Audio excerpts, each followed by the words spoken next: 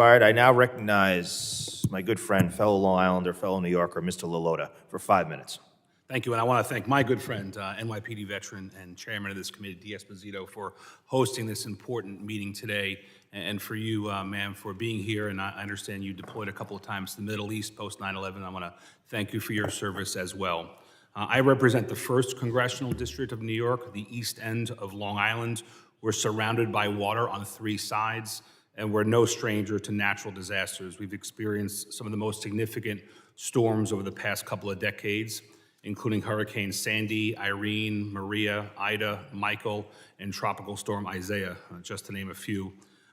These storms have done immense damage to my constituents' property, whether it was flooding in their homes, a tree that maybe fell on top of their car, losing power for a few weeks at a time, or the worst case scenario, a loss of life. Historically, the United States has invested far too little in the federal disaster mitigation efforts. As recently as FY 2015, under President Obama, the federal government spent just $30 million across the entire country for pre-disaster mitigation purposes, despite spending billions in emergency post-disaster funds. That changed several years later in 2018 under President Trump when he signed the Disaster Recovery Reform Act, which created FEMA's new and enhanced pre-disaster mitigation program, the BRIC program, that was set to disperse billions across the country for pre-disaster mitigation for communities. So my question, Administrator, is there's been 3 rounds of funding so far, totaling over $4 billion. Where's the money? How much of that has gone directly to affected communities? And what's the holdup over at FEMA? Congressman, thank you for the question. And the BRIC program is truly one of our hallmark programs that allows us to help these communities reduce the impact that we're seeing from severe weather events. I think one of the best things about this program is in its legacy program, the pre-disaster mitigation program, we had a federal limit of $5 million. We can't do much with mitigation for $5 million. This program gives us a $50 million federal cost share, which gives us the ability to do community-wide projects. As for specifically on where the money is going, I'd be happy to schedule a briefing with you on the projects that we have already approved and where funding will go and to help these communities. And we continue to release our notice of funding opportunities every year. We'll have another one coming out later this year to continue to get this critical funding into the hands of these jurisdictions so they can make the needed improvements ahead of these disasters. I'd welcome the opportunity for my office to work with yours on way that Congress can be helpful to that end. My understanding is the money invested earlier on typically gets a larger ROI than the things that we spend, the money we spend to react to disasters. So this is a great endeavor that taxpayers, property owners, and everybody in between should want to have happen. I'd welcome the opportunity to work with you.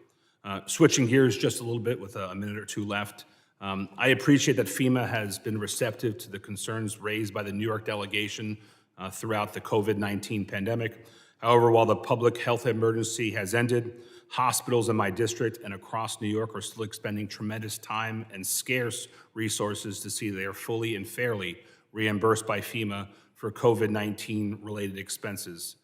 My question is, as the agency's focus shifts to preparing for natural disasters and other potential threats, what is your agency doing to ensure that outstanding applications for reimbursement of COVID-19 related expenses are indeed addressed? Yeah, the COVID-19 incident period is the longest incident period in our agency's history. Again, just closing on May 11th.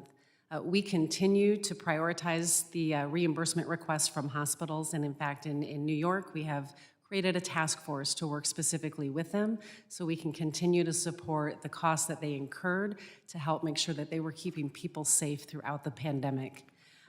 We treat all of our disasters the same, and COVID-19 is the same as all of our other major disaster declarations.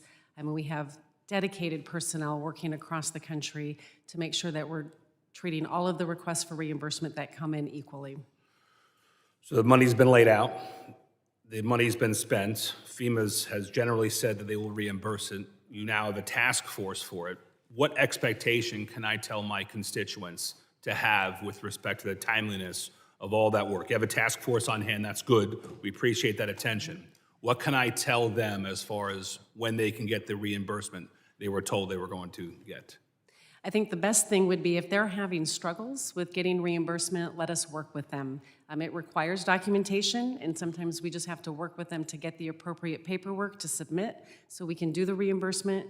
If you have a jurisdictions that having a specific issue, we'd be happy to work with them directly. My understanding is they've submitted most, if not all, of the paperwork, and that they're merely waiting on the bureaucracy in Washington, which I understand isn't specific just to your agency. But nevertheless, can you tell me a month, a week, a month, 6 months, a year? What can I tell them is the appropriate amount of time to wait for an application that is complete and in an order that is in your agency's hands? Yeah, if they have submitted everything and we didn't have any additional questions, it shouldn't take that much time. And so, again, I'd have to understand the unique situation or their specific instance. I'm happy to work through that with them. Thanks. I appreciate it, and I look forward to working with you. I yield back, Mr. Chairman.